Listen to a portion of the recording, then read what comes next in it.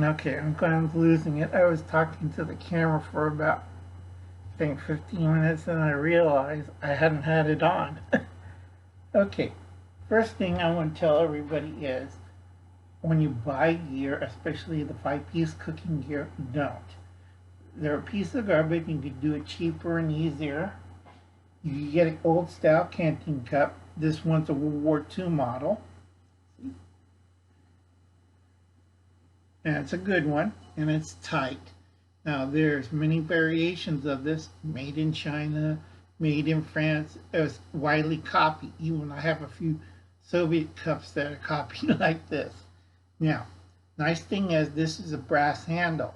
Okay, this is a steel rim cup. Like it says in the manual, wire bound and steel rim, stainless steel. Okay.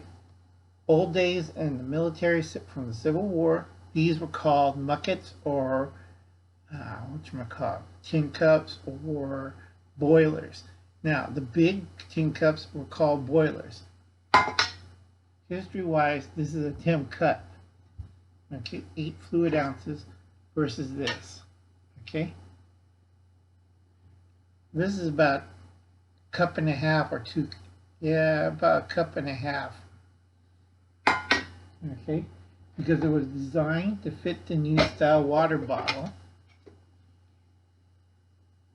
Okay, the grooves fit. All right.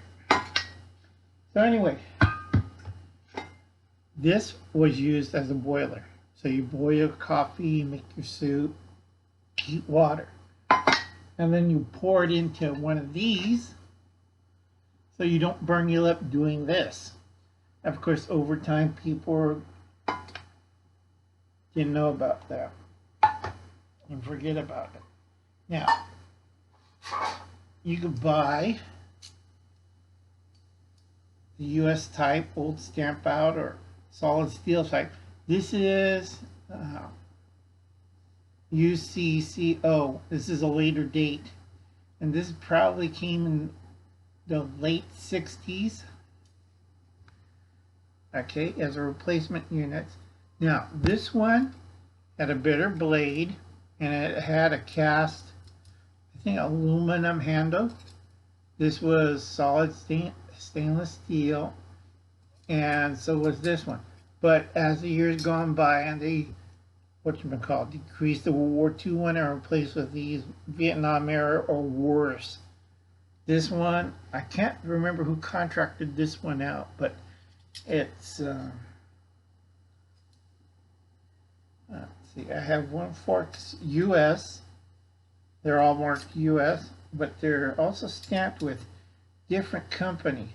This one is CCO. This one, I think it was, I forget which one, SKOOC.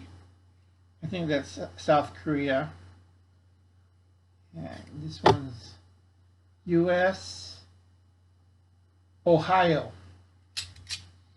So you have a good thought. This came later, way later. Okay.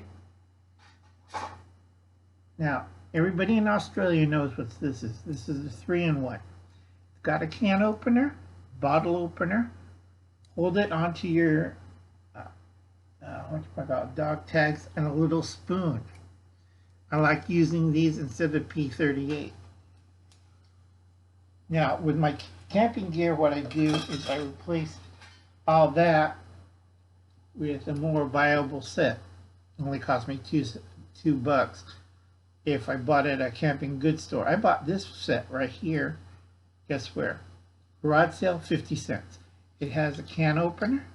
I love these slotted knives. It's great. You just got an, okay, can opener, slotted edge, so I can cut meat.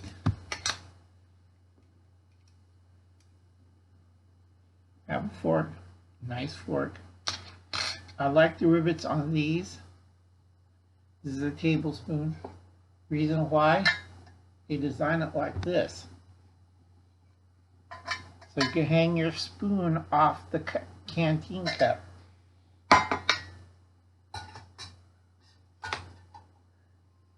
or tin cup. Now these designs go back. I forget who made this one. Right. Uncle Alan's eyesight can't see too good. Stainless steel, made in Japan. Okay. Yeah. Me and Liberty Gardens always cracked up. What is made from? Yeah. Okay, let's put this off to the side. Now, I like to use cups, not a boiler. Boiler is a canteen cup. I'll use a cowboy style, or I'll use a Civil War style. Only difference is about a few ounces. Okay, both are metal. And when you use these, do not put them directly in fire. Okay, now the original meat can, here, a lot of people misuse it. Okay, this was used in a field kitchen setup. You have your accessory tray, and this one you hold your side dish, and you had your bread component, and you have your bowl. Okay, not a fry pan, it was called a bowl. Now the bowl or meat can was to hold your food, and if it's hot food, holding like this on a metal surface, not a good idea. So they included this. Now these came around after the Spanish Civil War, okay, where they thought, well, we'll put a handle on two pieces of a canteen, Civil War acknowledged, and we'll have like a handle kind of bowl, frying pan, all for one. Now, problem with these things were they're good, but they tend to burn, and they weren't designed for real cooking. What they were for is you get your food and a structure with a higher lip so it doesn't spill out. Second, how to use it. You got your accessory component, fits right over there, and you hold your thumb right there. Oops. Okay. All right, or you hold it like this, but old school guys used to hold it like this.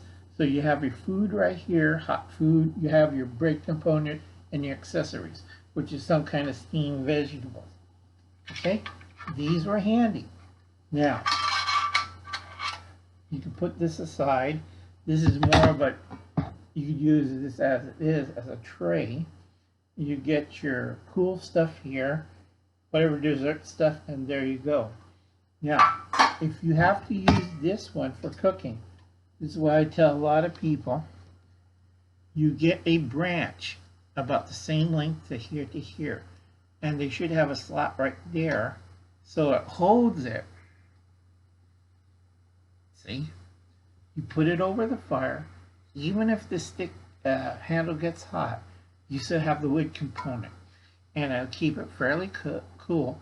Now you put it on coals, not a flaming fire, coals, okay? And you put it right on top of it. A little higher is the ideal, but a lot of people lost that type of knowledge, okay? So that's how you cook with that one. You do not build a fire and start roasting away. Nope.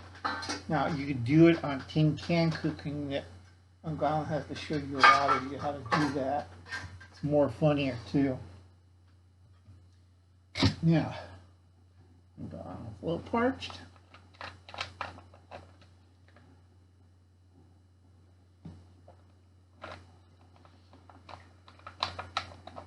This is a lot better than a 5-piece one because you get a little plastic Tupperware with a cover, and that's your bowl.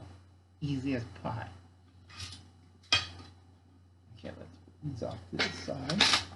Now, if you want, now I use this one. I told people I'm not using it for baking or putting it in the fire. Fire will release a toxic gas. Now, if I do bake, I would have a camp oven, and it's perfect for that. Or if I have to use it inside a Dutch oven, supported, and the heat comes up. Now, a few people understand how to use one of these, okay? But for the rest of us, can't move that well. Okay, almost same size as a bowl. So you could use this as a what? Eat food out of it. Okay. Second purpose is if you have a camp oven, you could bake bread in it. Do not put these in fires. If you have an oven type with no context of flame, it'll work well. Got it? Okay. Do not put it on open flame. Do not put it on fire. Do not do anything stupid. All right? Now, this one's made from Indonesia, and I got this at a church sale. It's a 9-inch baking round. All right? Durable as hell. And if I want to bake biscuits, a small pizza, I could do it. But only a few people has that knowledge. Okay, I'll put that off to the side. Now, before we go on, I do like to tell everybody I know about the big pots, the boilers. And that's a whole different section we have to talk about. All right? Pots over fire is either coal-based, so you don't lose the soldering, or it eats through the metal or burns through the Teflon and stuff, and that's a whole different categories we have to talk about. And you got to know which one you use. Cast iron, like a Dutch oven, tinware, aluminum ware, titanium ware, all goes down the line. And we'll talk that in a different segment. You know, the old days of the Canteen cup, and you can get a cover now to make it a proper boiler. And that's it for today. And we'll talk more about boilers or pots in a later date. I'll catch you later, folks.